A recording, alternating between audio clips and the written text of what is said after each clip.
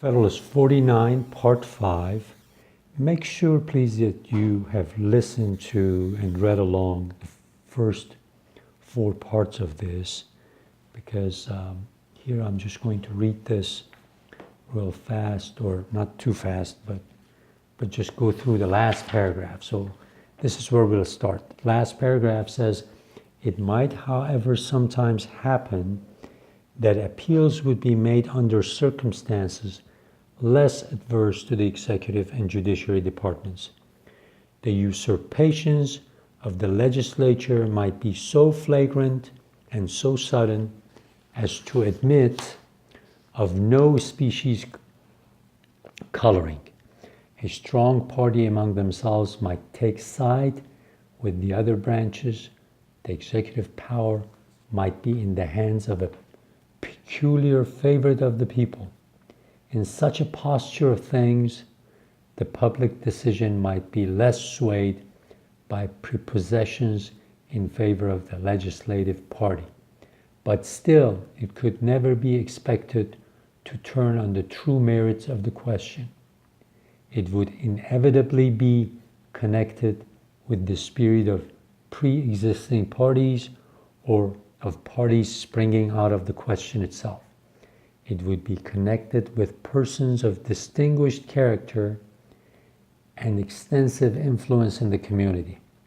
It would be pronounced by the very men who had been agents in or opponents of the measure to which the decision would relate. The passions, therefore, not the reason of the public, would sit in judgment, but it is reason of the public alone that ought to control and regulate the government. The passions ought to be controlled and regulated by the government. We found in the last paper that mere declarations in the written constitution are not sufficient to restrain the several departments within their legal limits. It appears in this that occasional appeals to the people would be neither a proper nor an effectual provision for that purpose. How far the provisions of a different nature contained in the plan above quoted might be adequate, I do not examine.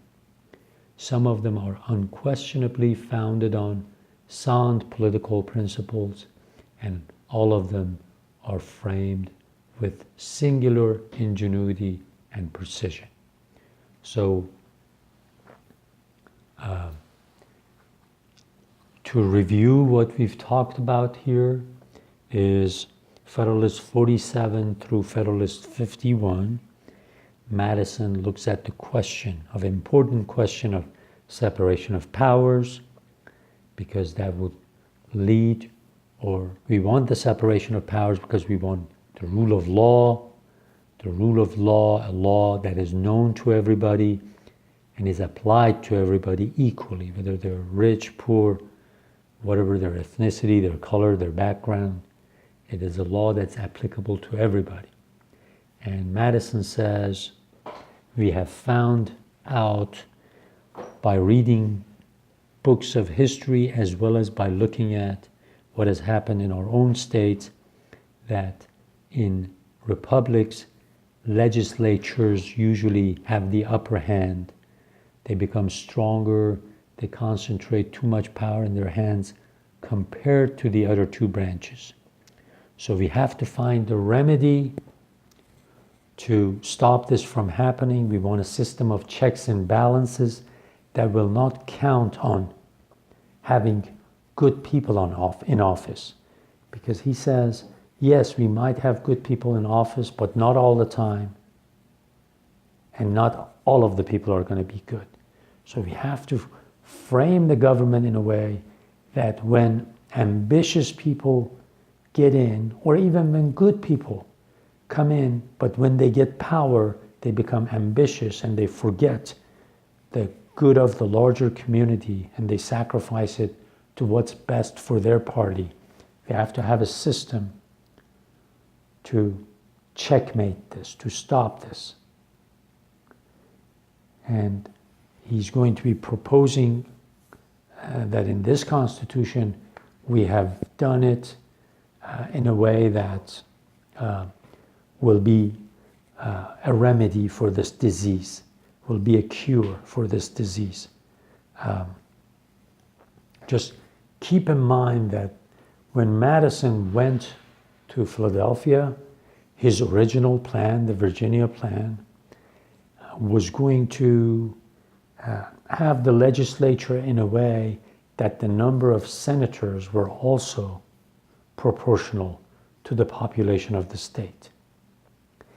When what is called the Connecticut Compromise took place on July 16th, 1787, and the members of the House of Representatives were going to be assigned proportional to the population, whereas the members of the Senate were going to be equal. That really messed up his whole view of things, and he had to come up with a new plan.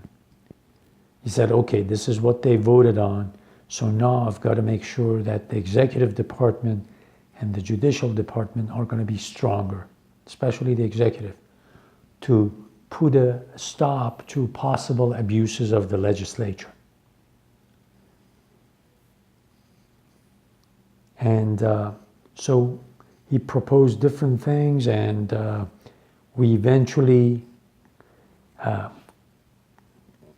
have this Constitution to work with, the Constitution that came out of the convention, because it was a work of compromise.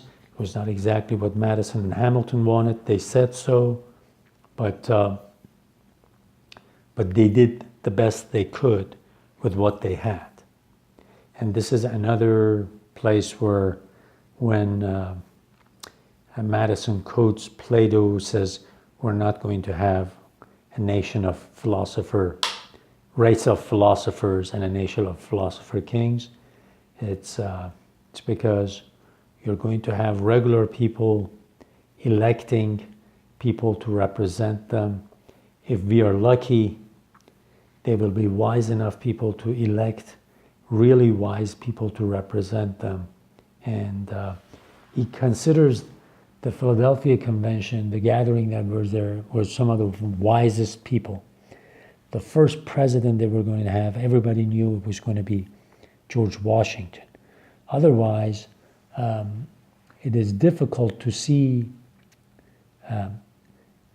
the office of presidency to be the same way it is now. There would have been changes in the Constitution. They would have made the mode of electing a president a little differently, because they all trusted Washington and knew that George Washington, if he became the first president, he would not violate their trust. They were a little bit more open to giving the president as much power as they did. So it's interesting to keep all of these in mind as you go through reading the Federalist Papers. Make sure, please, you read along. If it's your first time listening to these,